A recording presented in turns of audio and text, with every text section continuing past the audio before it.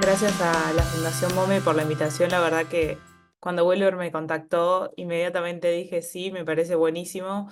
Me encantan estos espacios de aprendizaje mutuo porque cada vez que estoy liderando, que estoy participando en alguno de estos tipos de espacios, la verdad es que el aprendizaje es un montón. Así que estoy muy entusiasmada por la charla de hoy. Me gusta que los espacios sean los más interactivos posibles, que si alguna me quiere interrumpir en el medio de la charla porque tiene algún comentario breve o tiene alguna duda de algo que no se entienda, por favor, siéntanse libres de hacerlo. Y como me gusta que estos espacios sean interactivos y está bueno que desde el principio lo sean, quería preguntarle si alguna se anima a abrir el micrófono o a mandar por el chat. ¿Qué se les viene a la cabeza cuando decimos inteligencia artificial? ¿Alguna se anima?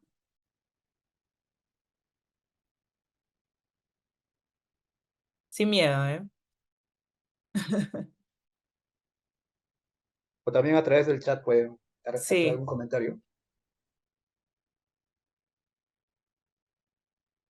si no, vamos a la presentación.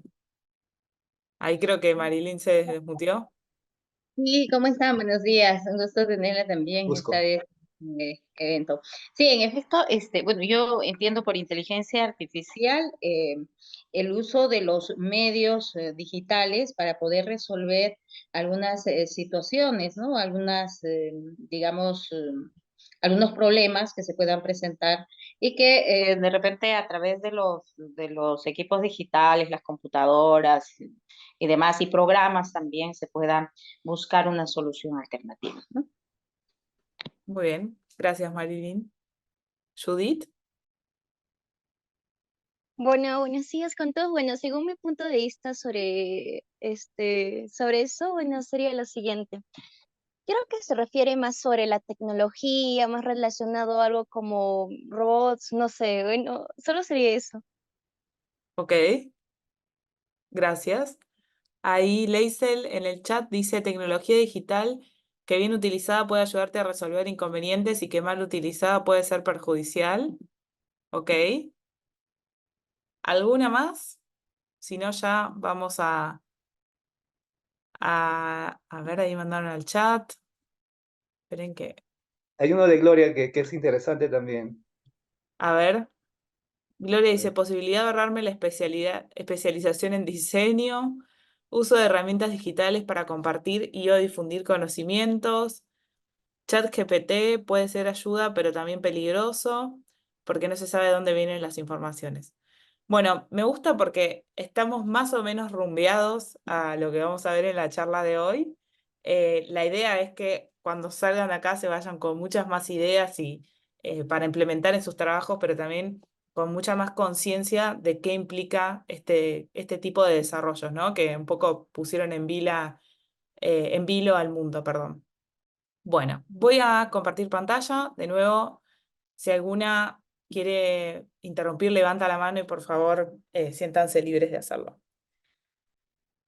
Bueno, para arrancar, varios estuvieron mencionando por el chat y abrieron sus micrófonos algunas concepciones que están ahí rondando por el éter y por el mundo, y que me gustaría como traerlas acá, ponerles nombre y apellido e ir desmitificando. La primera creo que es la que más resuena en todos lados, es que la inteligencia artificial nos va a quitar el trabajo desde que irrumpió ChatGPT en nuestras vidas. Se volvió mucho más esa tendencia a decir que la inteligencia artificial nos va a quitar el trabajo, que nos van a gobernar, etcétera. A lo largo de la charla vamos a ver que eso no es tan así. También hemos escuchado de que la inteligencia artificial tiene capacidad de desarrollarse por sí misma, como si fuese un humano más o menos, que nos va a, a gobernar, nada, que tiene como una capacidad propia y así como que le tenemos mucho miedo. Después también hemos escuchado y tenemos esa concepción de que la inteligencia artificial es algo que surgió en los últimos años con ChatGPT y la verdad es que no. Los primeros estudios de inteligencia artificial son en la década del 50, o sea, hace más de 70 años, que los científicos, que los matemáticos, que los cientistas computacionales están estudiando estos temas y en los últimos años se vio una irrupción por una mera capacidad de desarrollo de los sistemas, pero no es algo que surgió en los últimos años y que explotó así en nuestras manos. También hemos escuchado que la inteligencia artificial va a poder funcionar como nuestro cerebro, lo cual, si uno se pone a reflexionar un minuto, sabemos aproximadamente el 2%, 3% de cómo funciona nuestro cerebro. Y recordemos que la inteligencia artificial es una herramienta creada por los humanos. Y si nosotros apenas sabemos el 2, 3% de cómo funciona nuestro cerebro, va a ser muy difícil poder recrearlo. También, que eso es algo que fue saliendo, terminamos concibiendo a la inteligencia artificial como ChatGPT.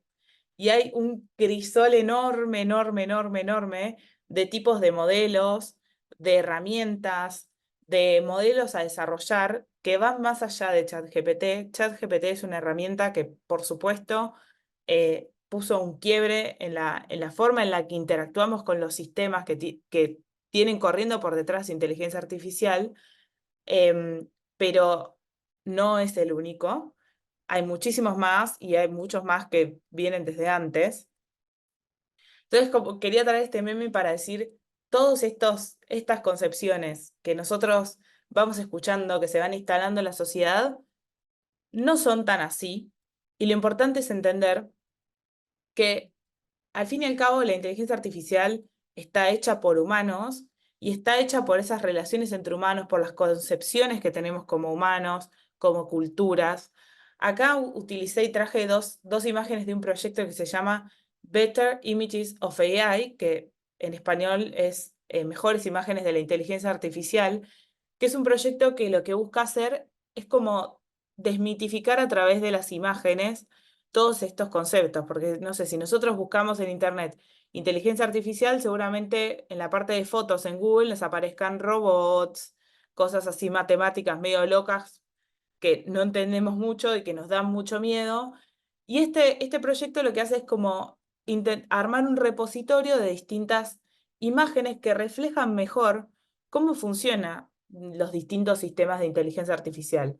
En la izquierda vemos personas sentadas con una computadora, que al fin y al cabo así es como se van creando y como se van entrenando y como se van recreando los distintos tipos de sistemas de inteligencia artificial, las investigaciones, etcétera. A la derecha vemos una persona con un signo de exclamación y como si fuese algo de peligro, como para tener mucha más conciencia de qué es lo que está detrás de esos sistemas que nosotros vemos ahí, que nos ayudan y nos facilitan la vida, pero que también pueden tener ciertos sesgos y dejar a un montón de personas o poblaciones de lado, por ejemplo. Y un concepto que lo quería traer desde el principio, porque creemos que la inteligencia artificial es como ahora está muy de moda y la queremos usar en todos lados y porque sí.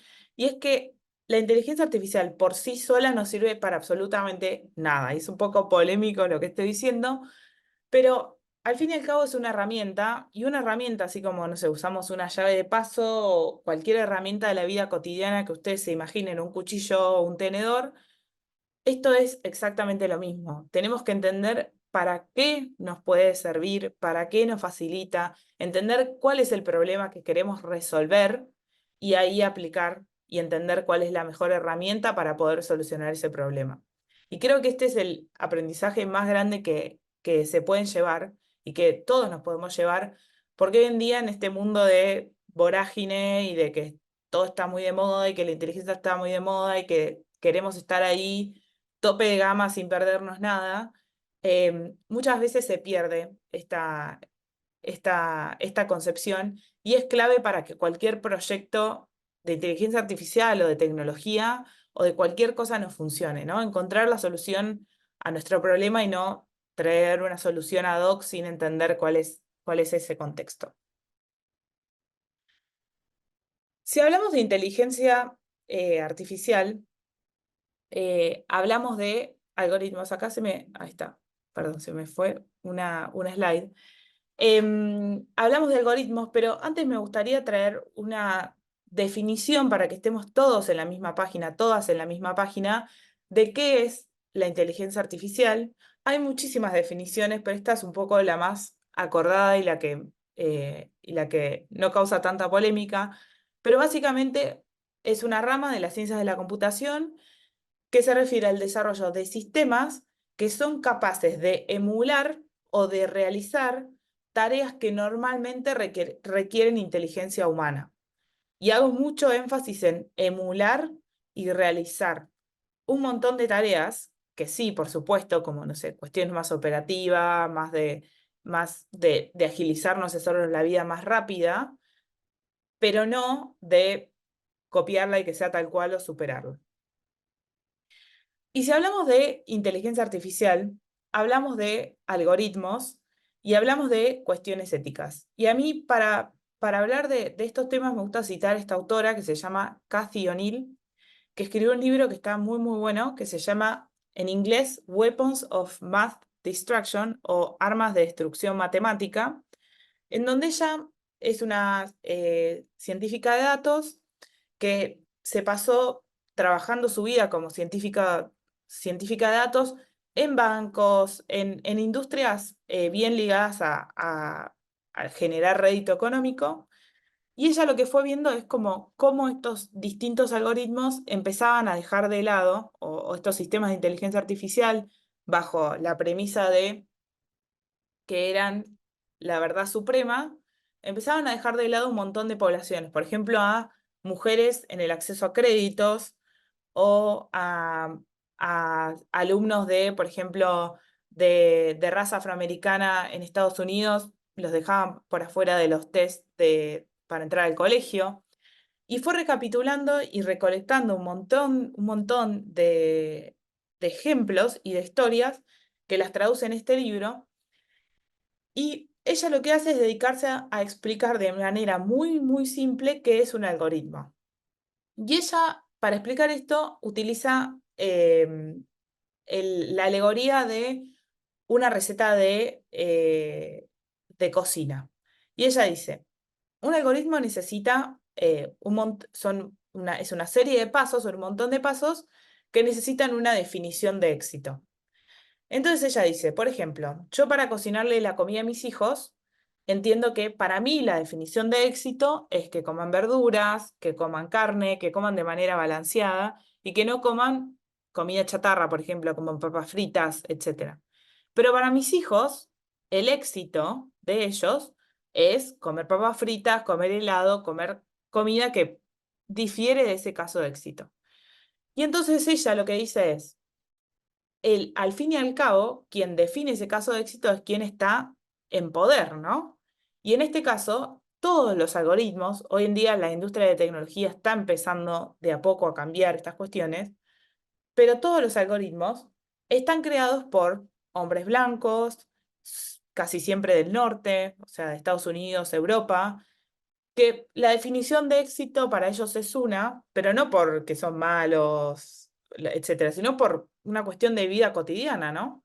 Y de data que se va recolectando y con la que se van entrenando los sistemas, y eso hace que se dejen de lado un montón de poblaciones. Entonces, para recapitular esta idea, un algoritmo es básicamente una serie de pasos, no es nada muy complejo, obviamente que desarrollar un algoritmo es algo súper complejo, pero la idea de ustedes es una serie de pasos. Decir, bueno, si pasa esto, haz esto otro, si pasa esto otro, analiza esto, cruza esto, bla, bla, bla, y obtener un resultado. Es como si fuese una operación matemática. Desarrollarlo es muy complejo, pero ese desarrollo, que casi siempre es hecho por hombres blancos del norte, genera que un montón de poblaciones estén quedándose afuera. Por ejemplo, un proyecto que trabajamos cuando yo estaba en el diario es que los algoritmos que se utilizan para entender los textos, que se llama procesamiento del lenguaje natural, la mayoría de los algoritmos que están en español no son tan potentes como los que están en inglés. ¿Por qué? Porque esos algoritmos se entrenan con información de Internet. La mayoría de la información de Internet está en inglés, por ende no aprende tanto en español, por ende no es tan preciso como debería ser. Hasta acá, ¿vamos? Aunque sea, mándenme una reacción de un pulgar para arriba.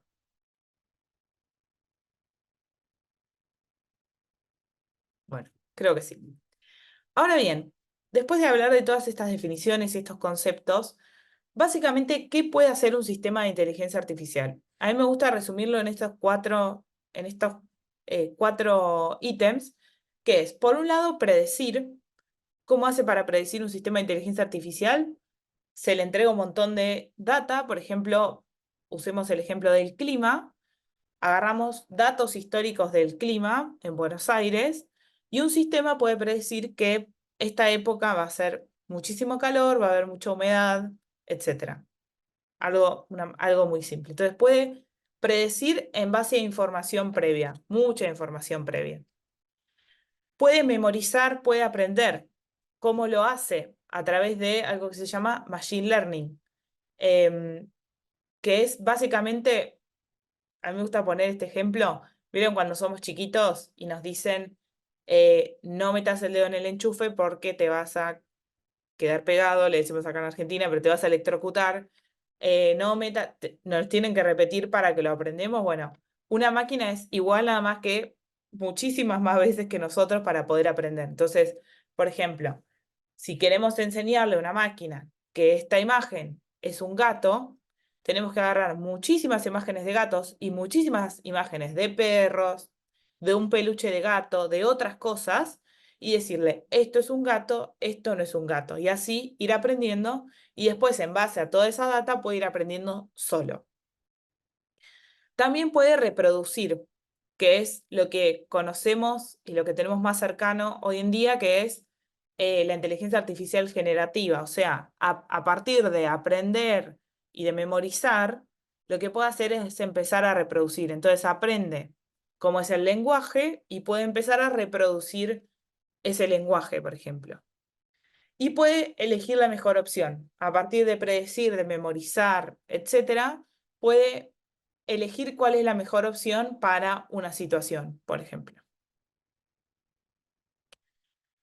¿Por qué, ahora adentrándonos un poco más en lo que es periodismo e inteligencia artificial, por qué es algo que nos revolucionó y que nos trajo una nueva, parece que estamos viendo como una nueva era, una nueva etapa de cómo hacemos periodismo?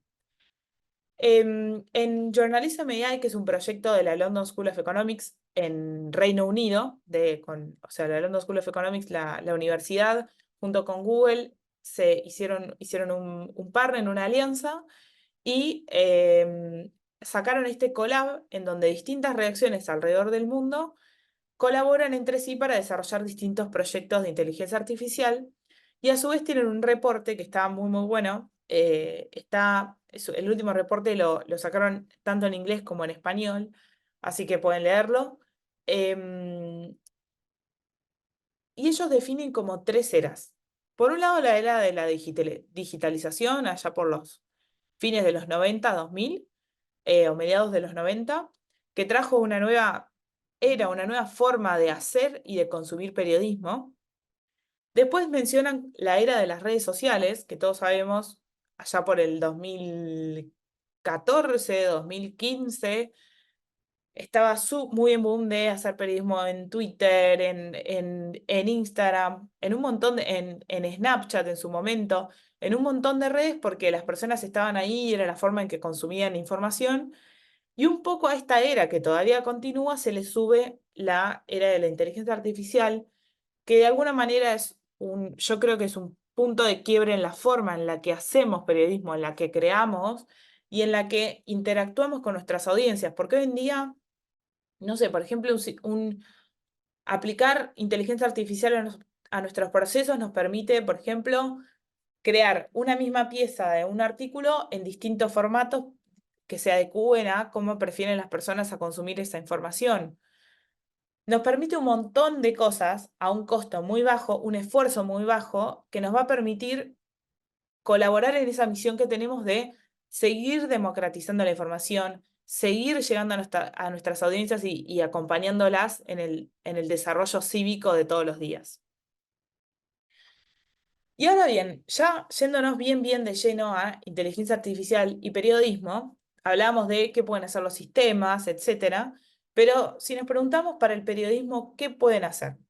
A mí me gusta resumirlo en estos 3 aspectos que de alguna manera resumen el crisol de oportunidades que nos traen este tipo de tecnologías. Por un lado, todo lo que tiene que ver con auditoría de algoritmos. Hace un ratito conversábamos y charlábamos de que los algoritmos que aplican tanto gobiernos como empresas pueden dejar a muchas personas afuera, pueden tener ciertos sesgos, pueden traer polarización, por ejemplo, en el caso de, no sé, de plataformas como Twitter, Instagram, Facebook, etc.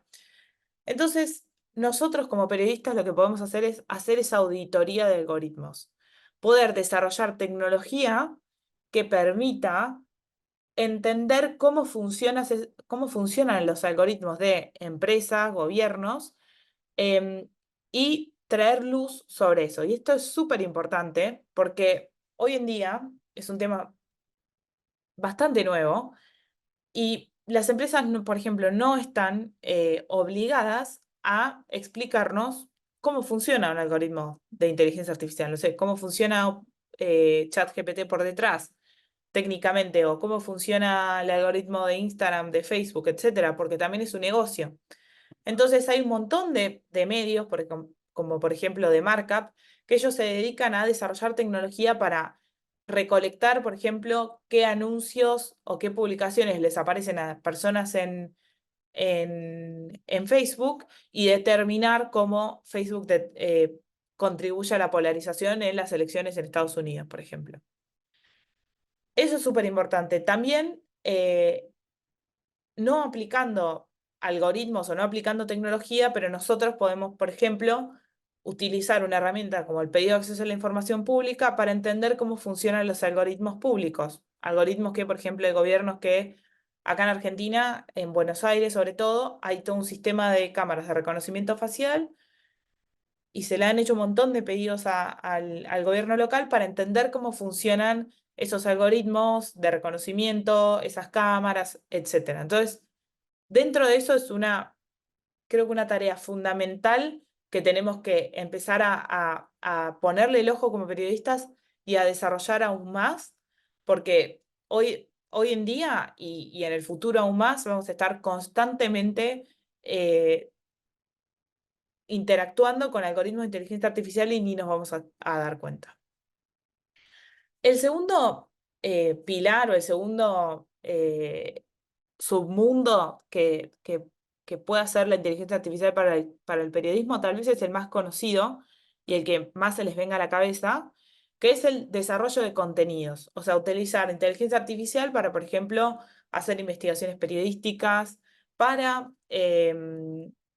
usar, no sé, la API de OpenAI y que nuestras notas las escriba un algoritmo, o para generar imágenes, todo lo que tenga que ver más con el contenido que con esto que yo les mencionaba recién de auditoría de algoritmos eh, o entender cómo funcionan ciertos sistemas.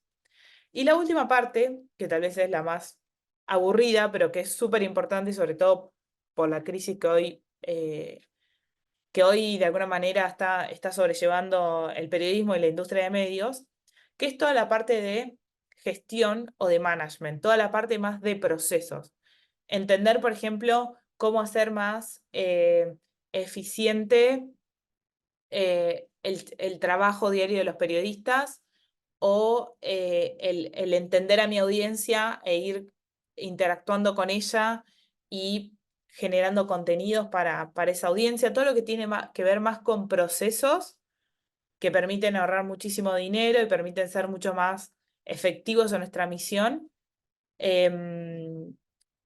y eso, que tal vez no es el costado que hoy vamos a tocar, sí vamos a ver varios ejemplos del primer y el segundo punto.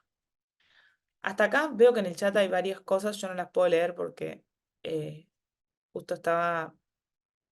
Ahí está. Bueno, hasta acá vamos bien, ¿no? Bien. Detrás de todo esto que nosotros que llamamos como inteligencia artificial, está lo que ustedes ya deben conocer, que es el periodismo de datos. Y que a mí me gusta usar mucho este meme, que, que de alguna manera se traspola a cómo utilizar inteligencia artificial en nuestras notas. Pero detrás de todo el desarrollo de inteligencia artificial, etcétera, está lo que nosotros conocemos como periodismo de datos o data analytics o data science, etcétera. Porque de alguna manera la inteligencia artificial se entrena con datos, se necesita un conocimiento básico, bueno, no básico, avanzado de datos, pero base, no básico, de datos para poder entender cómo funcionan estos sistemas y aplicarlos. Y entonces, si nosotros tenemos que definir periodismo de datos, lo definimos como usar estos datos como materia prima y como motor de nuestra historia. Y lo mismo pasa con inteligencia artificial. Una nota con inteligencia artificial es una nota que está impulsada y creada a partir de herramientas de inteligencia artificial y no contar sobre el último desarrollo de OpenAI o de Microsoft o de lo que sea. Entonces, ¿qué podemos hacer nosotros como periodistas para obtener datos u obtener cierta información para empezar a crear nuestras notas? Tenemos tres opciones, me gusta resumirlo en estas tres opciones. Buscar data que ya esté existente, o sea, archivos CSV u otro tipo de archivos de datos que ya estén colgados en una web. Pedir información a las autoridades públicas, como, no sé, lo que yo decía, un pedido de acceso a la información pública, u otro tipo de mecanismos que a nosotros nos permitan obtener data cruda que podamos analizar, o generar nuestra propia data o nuestra propia información, y ahí pongo scrapear porque es una forma, un método para poder generar esa data. Y acá es donde entra la inteligencia artificial como una forma de potenciar todas nuestras posibilidades de obtener toda esa data. Hasta hoy en día, o hasta hace 3 años, me atrevería a decir 2 años, poder generar un sistema de inteligencia artificial para obtener información que era muy difícil de conseguir o que estaba, por ejemplo, no sé, en un montón de documentos en PDF, era muy difícil, parecía así como muy costoso, muy complejo de desarrollar, y hoy en día es súper fácil. Ahora vamos a ver algunos tipos de herramientas para armar esto, pero lo que ha avanzado este tipo de desarrollos y sobre todo la democratización de herramientas que permitan procesar información para obtener data donde antes era muy compleja o era casi imposible es abismal. Entonces, otra concepción que me encantaría que se lleven de acá es que todo se puede convertir en un dato y después en una idea clave.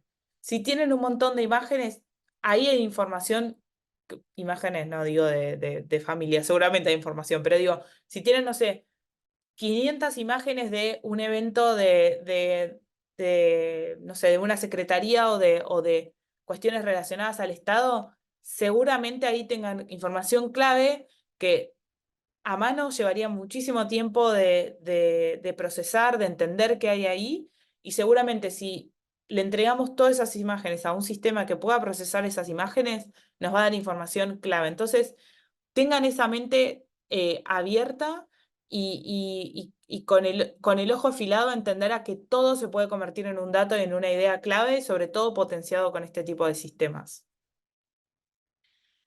Acá les traje algunas herramientas que algunas son con un modelo freemium, o sea que tienen ciertas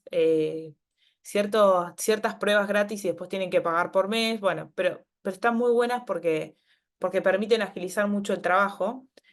Algunas me voy a meter de lleno, otras no, por una cuestión de tiempo, porque nos quedan solamente unos 20 minutos de charla.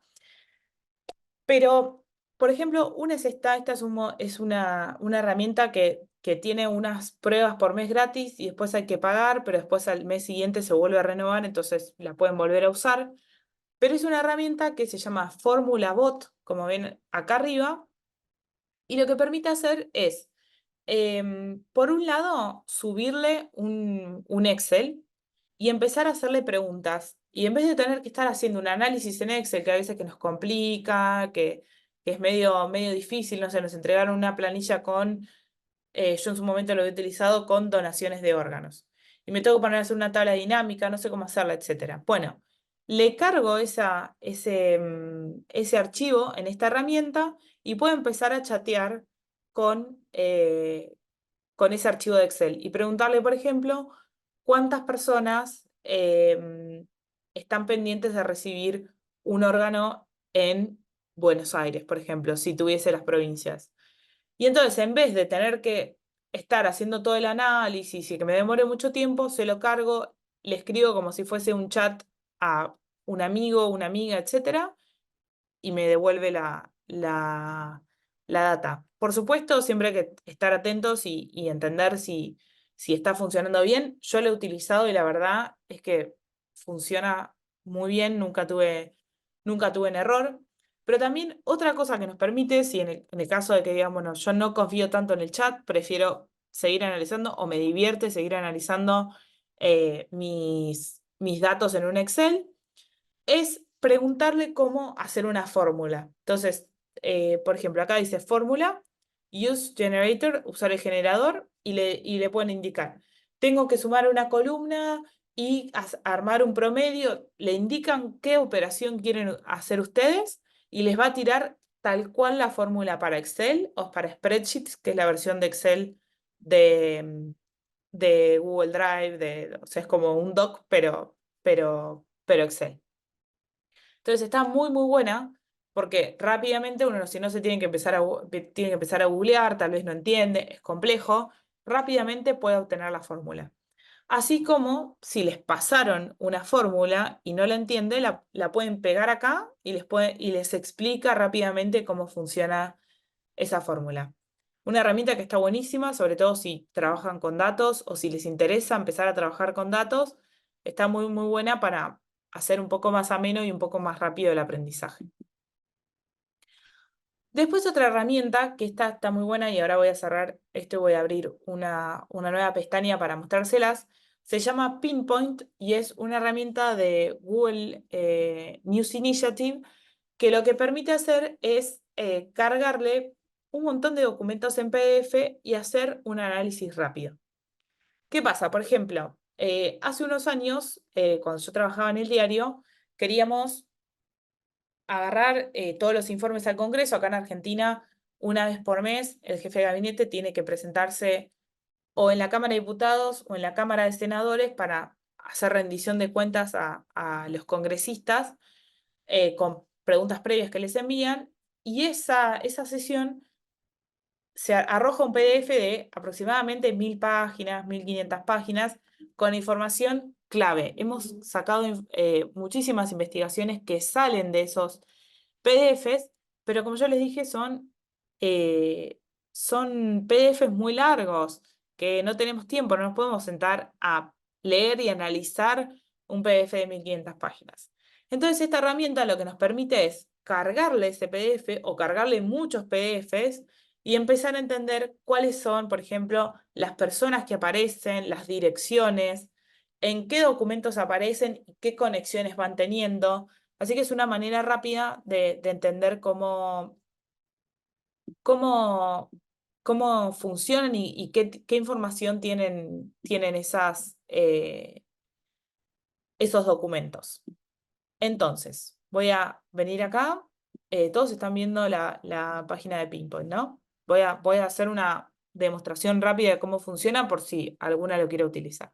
Entonces, van a Pinpoint, después yo les puedo pasar el link, pero si googlean Pinpoint Google les va a aparecer. tienen que les va a pedir que se logueen con su cuenta de Gmail, y les va a pedir como algunos campos para rellenar y ya les dan el acceso. Y les va a aparecer acá, esta pantalla. Acá les aparece, por ejemplo, algunos ejemplos de otros medios, por ejemplo, del Universal. Hay otro ejemplo de las mañaneras del presidente de México, AMLO, que cargaron todos los PDFs y se pusieron a analizar sobre qué habla y a quiénes menciona AMLO en las mañaneras. Y después lo que pueden hacer es como subir su colección privada para empezar a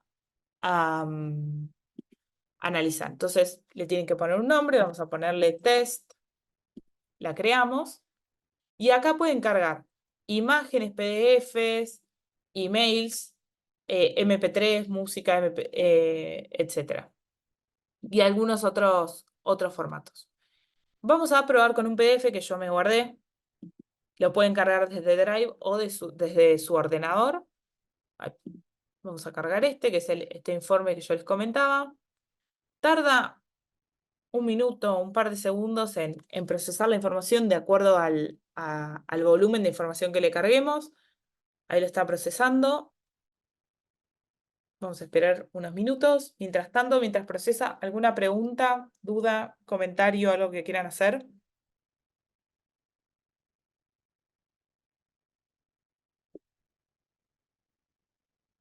¿No?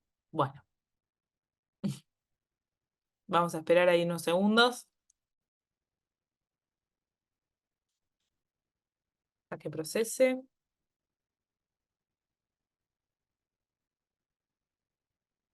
Si no, nos vamos a ver otra herramienta y volvemos en unos segunditos. Bueno, vamos a hacer eso, así no nos demoramos. Vuelvo acá y ahora en unos minutitos seguimos viendo cómo funciona Pinpoint. Otra herramienta también para analizar PDFs desde otra perspectiva se llama Chat PDF. Es otra herramienta que tiene algunas pruebas gratis y después no. Pero uno también le puede cargar este PDF y empezar a chatear con este PDF. Por ejemplo, preguntarle cuáles son los principales hallazgos de este PDF, o cuáles son los principales puntos. Y nos contesta. Y uno puede empezar a interactuar y esta herramienta lo que hace es ayudarnos a interpretar de manera mucho más fácil y rápida qué contiene ese PDF y después ir al PDF a buscar esa información que nos va dando para asegurarnos ir a las fuentes y seguir con nuestra rigurosidad periodística. Después está Bard, que es una herramienta de Google, que es como el chat GPT de Google, que ustedes dirán, bueno, ya estoy familiarizada con chat GPT, me funciona esto, etc. La verdad es que tiene otro tipo de respuestas, hasta, esto no estoy segura, pero está más actualizado que ChatGPT, que saben que la versión pública está entrenada hasta 2021. Entonces está bueno que lo puedan probar y puedan seguir explorando en esta otra herramienta. Ahí mandaron al chat, perdón, recién lo veo. Sí, en el caso de los audios hace resúmenes o los transcribe. Nunca lo probé, pero entiendo que sí, porque lo que hace es trabajar con texto Pinpoint. Entonces uno le carga el MP3, hace un transcript y empieza a analizar esos audios.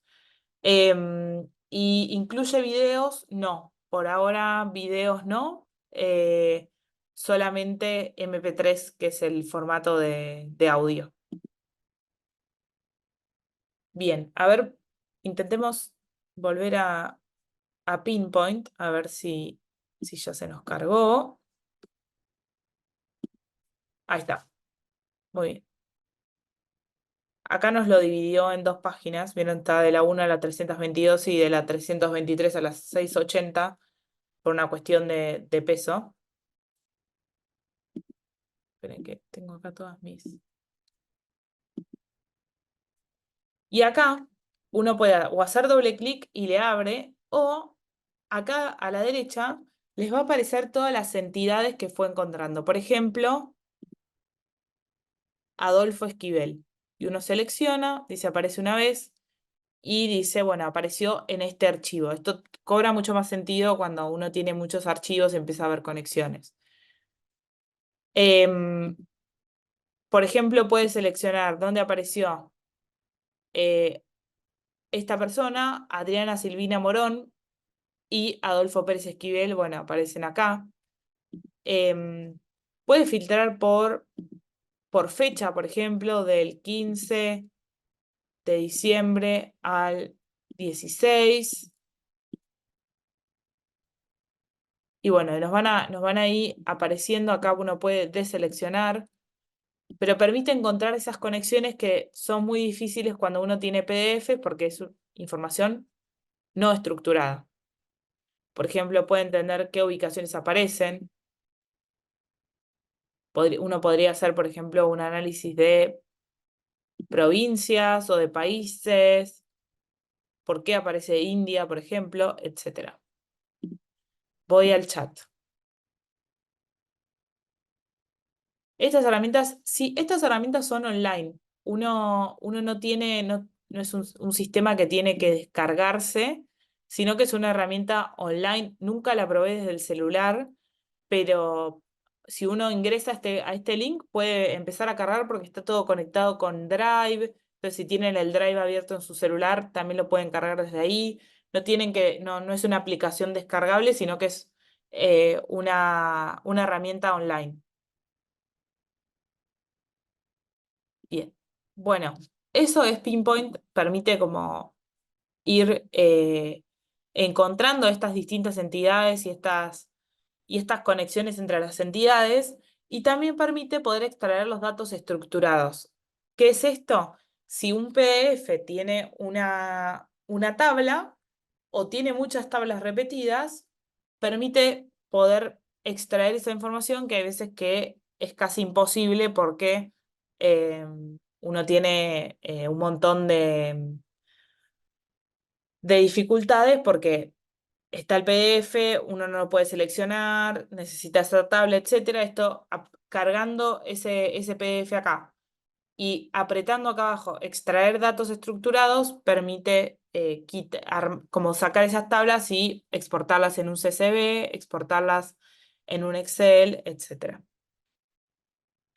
Bien, voy a volver a nuestra presentación. Ay, espera. Ahí está. Muy bien. Ahora bien, seguimos con nuestras herramientas. Habíamos visto a Bard, que se le dije que era el chat, que era como chat GPT. Por supuesto, chat GPT, que es algo súper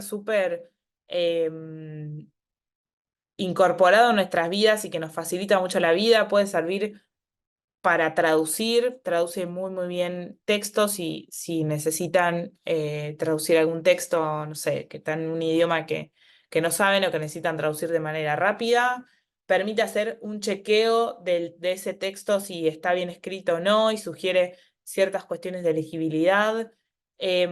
Permite hacer un montón de cosas, pero siempre tenemos que tener en cuenta cuestiones de seguridad, cuestiones de no darle a ChatGPT información confidencial, por ejemplo, sobre todo cuando estamos hablando de temas periodísticos, porque lo que hace es agarrar esa data y reentrenarle. Si le estamos dando información confidencial, estaríamos en un problema. Lo mismo con Bard. Entonces, seamos muy conscientes de qué información le entregamos a este tipo de herramientas. Después está Midjourney, que es una herramienta que nos permite generar imágenes. Uno le puede decir, necesito una imagen de una charla sobre inteligencia artificial online. Y este sistema, a partir de data histórica, va a generar imágenes que se asemejan o que parecen reales. Hay motores que generan imágenes que son muy reales y que, por supuesto, ya saben que han generado un montón de cuestiones alrededor de la desinformación. Pero son herramientas que están buenas si uno necesita, por ejemplo, ilustrar o necesita jugar un rato, pero la verdad es que está muy, muy bueno. A ver, ahí voy al chat. Dice, ¿consideras que ChatGPT es mejor para revisar traducciones que cualquier otra AI? La verdad es que es un muy buen motor, o sea, para traducir y para chequear las traducciones funciona muy bien. Yo lo utilizo, trabajo en una compañía que el idioma oficial es inglés y muchas veces cuando, no sé, tengo que revisar un mail importante o algo así, lo, lo, lo chequeo con una herramienta que tenemos interna que está basada en ChatGPT y funciona muy, muy bien. Así que lo recomiendo para eso. Bien, después tenemos DALL-E, que es como Midjourney, pero es de OpenAI, la misma empresa que ChatGPT. Funciona exactamente igual. Em, lo que difiere acá es, por un lado, la empresa que lo desarrolló, la data con la que fue entrenada toda esa información y, por ende, cuáles van a ser esos outputs esa, esas imágenes que que nos van a entregar las herramientas. De nuevo, mucho cuidado con las imágenes que nos generan, la información que le damos, etc. Y después tenemos esta herramienta que se llama Fact Check Explorer, que es una herramienta también de Google News Initiative que permite buscar un tema en este buscador, como si fuese el buscador de Google, pero nos va a devolver resultados de si ese tema ya fue chequeado o no y si es susceptible de estar ligado a una desinformación o no. Lo cual es muy potente porque muchas veces no tenemos tiempo de chequear o es algo bastante difuso de entender y podemos usar esta herramienta para apoyarnos y entender que si esa información ya fue chequeada por otro medio, por otro colega, etc. Otra herramienta también que nos permite entender si una imagen fue generada por una inteligencia artificial o no es AI or not, tal cual como está acá arriba, inteligencia artificial o no, y uno le puede cargar una imagen y esta herramienta va a hacer un análisis a partir de imágenes de internet, etcétera, y entender si fue generada con un sistema de inteligencia artificial como Midjourney o DALL-E o no. Y otra herramienta que está muy buena, que se llama el desgrabador de chequeado, que el desgrabador lo que permite es, a partir de un video de YouTube, que ustedes pueden cargar, o sea, por ejemplo, pueden cargar un video de YouTube de una entrevista que necesitan desgrabar, y cuando lo cargan le activan los subtítulos, y ya con el link que le genera, lo pegan acá, donde dice ingresa, le dan a este botón que dice desgrabar y automáticamente les va a generar la desgrabación de todo el video a partir de los subtítulos de YouTube. Se tienen que acordar sí o sí siempre de cuando suban el video a YouTube, habilitarle para que genere los subtítulos. No lo podemos ver acá porque nos vamos a exceder mucho de tiempo, pero es algo súper fácil de hacer, lo pueden buscar en Google, me pueden escribir si no lo pueden hacer, y les va a generar la desgrabación, así como también si ven un video en YouTube que tiene los subtítulos activados y necesitan hacer la desgrabación de ese video, lo copian a la URL directamente, la pegan acá, le dan desgrabar y automáticamente les genera la desgrabación, lo cual es una herramienta muy, muy importante porque siempre trabajamos con desgrabaciones. Bien, ahora unos ejemplos que vamos a pasar de manera muy, muy rápida para no excederme en el tiempo.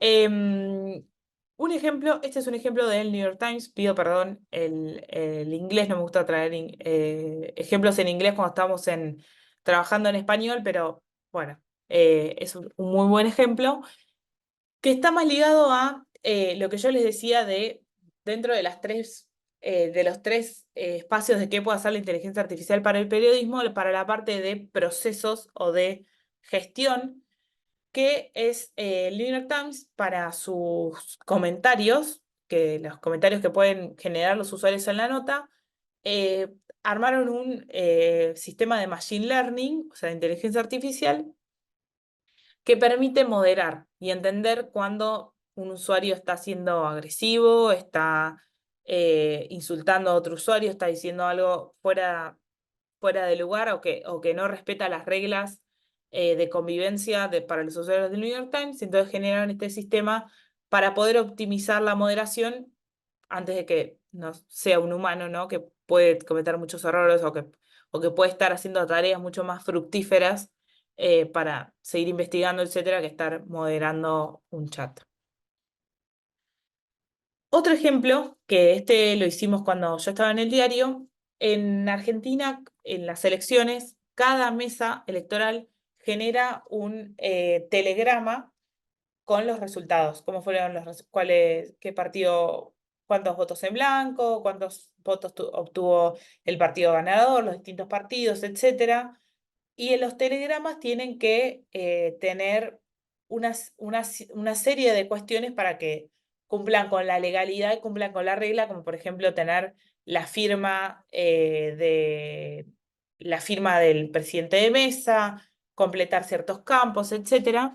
Y lo que hicimos fue agarrar todos los telegramas de 5 provincias, entrenarlos con un sistema de visión computacional que lo que hace es entender las áreas, entender qué tiene que estar en cada área, entrenar ese sistema y después darle todos los telegramas y que determine cuántos tienen fallas y cuántos no tienen fallas para poder hacer un accountability o entender cómo funcionan los telegramas de las elecciones, algo tan sensible en nuestro país.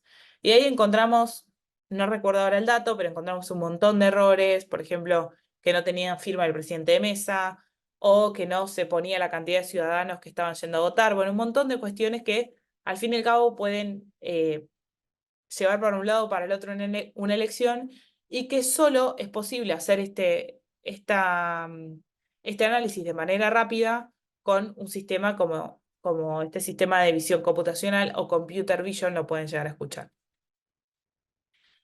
Después, otro ejemplo que seguramente lo conozcan porque es de un medio en Perú, de ojo público, es Funes, que es un algoritmo que lo que hace es entender si un contrato de licitación pública puede llegar a tener algún tipo de ligado a la corrupción o no a partir de distintas red flags o banderas rojas, como por ejemplo, no sé, montos, empresas que ya han tenido algún tipo de historial de corrupción, etcétera. Se elabora un índice y se le envía una alerta a los periodistas para entender si ese contrato puede llegar a contener algún tipo de corrupción o no. Otro ejemplo también en inglés, esto es del medio de Markup que yo les mencionaba, que se dedican sobre todo a hacer investigación de algoritmos de gobierno y de grandes empresas. Es un artículo que lo que hace es analizar un sistema nuevo de donación de órganos en Estados Unidos y lo que hace es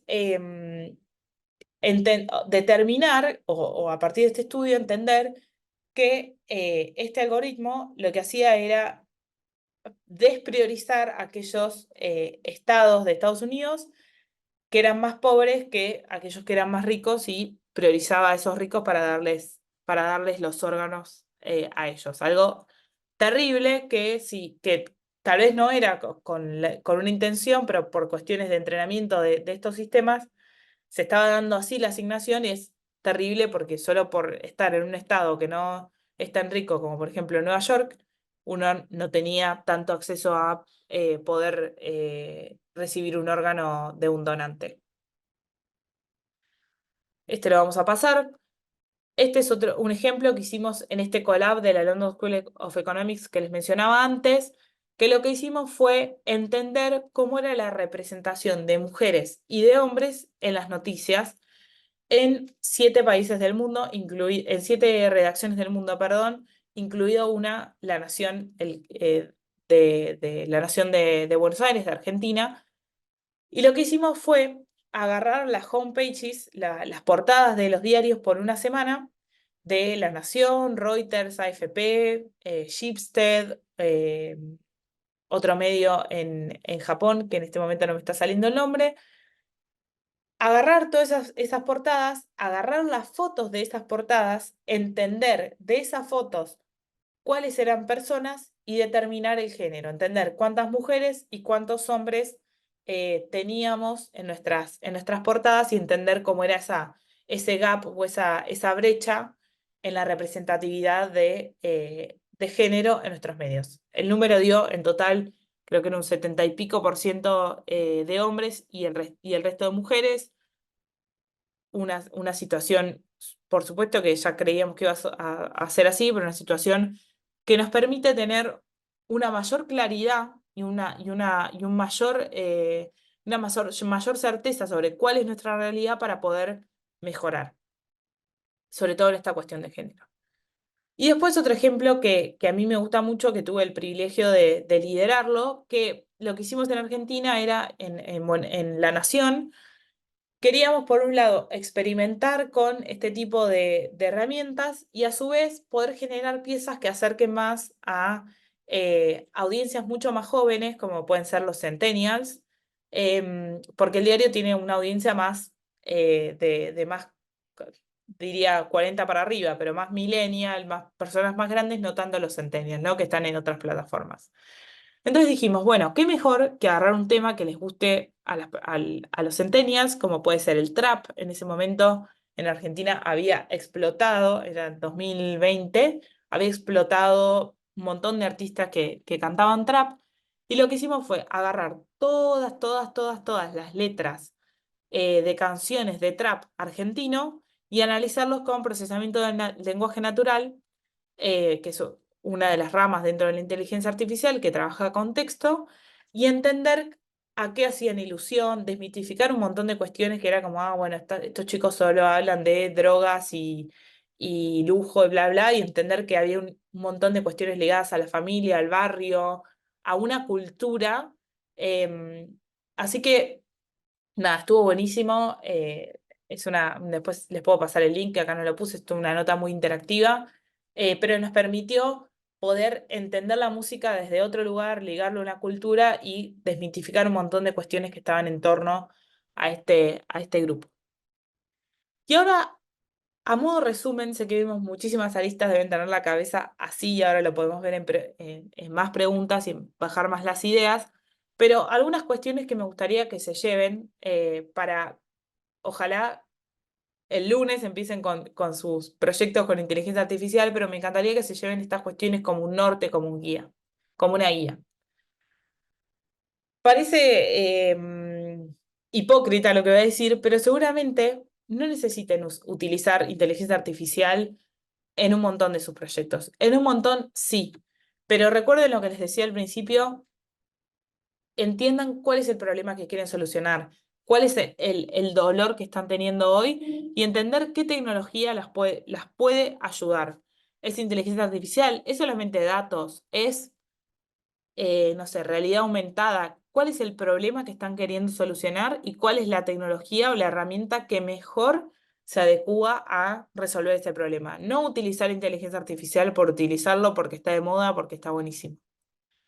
Voy a tomar un minuto de agua porque me estoy quedando sin aire. Y ligado a esto, piensen en el problema, piensen qué están queriendo resolver. Por ejemplo, a los telegramas, nosotros queríamos entender cuál era el ratio de error que tenían los telegramas electorales. Y ahí dijimos, bueno, ahí sí podemos utilizar visión computacional para resolver esto. O queríamos, lo que les mencionaba antes, entender cómo funcionaba o cómo era la cultura alrededor em, del trap y utilizar este tipo de herramientas. Entonces, piense siempre cuál es el problema que quieren resolver más allá de la herramienta que van a utilizar. Hagan alianzas. Está buenísimo, esta industria tiene un propósito y ahora yo quiero cerrar con esta idea. Y hay un montón de empresas, un montón de personas que quieren ayudarnos y que tienen la expertise técnica, pero no están encontrando un porqué o un propósito, y nosotros lo tenemos. Entonces, podemos aliarnos y hacer la vida mucho más fácil que hacerla sola. Hay un montón de medios que ya han desarrollado herramientas, sistemas, modelos que podemos utilizar, que podemos ofrecerles. Y entonces tengan simplemente, hagan alianzas entre ustedes, entre estas participantes que están acá, entre otros medios, entre otras empresas, que permitan poder potenciar y llegar aún más lejos de lo que lo harían solas, porque es un camino que todo el tiempo están cambiando las cosas, que se necesita mucha plata también para poder procesar información o para poder aplicar estos modelos. Entonces, haciendo alianzas a uno le permite poder realizar este tipo de proyectos y no poco tirarse un tiro en el pie, como decimos acá, y no sé, hacer una inversión enorme que después no tiene un rédito muy grande, por ejemplo, en un proyecto. Otra cosa, no tenga miedo y todos estamos aprendiendo. Yo vengo acá a hablar de esto, pero al día de mañana, si nos tenemos que sentar a desarrollar un modelo, etcétera, vamos a tener que estar aprendiendo un montón de otras cosas, de tener un montón de variables en cuenta.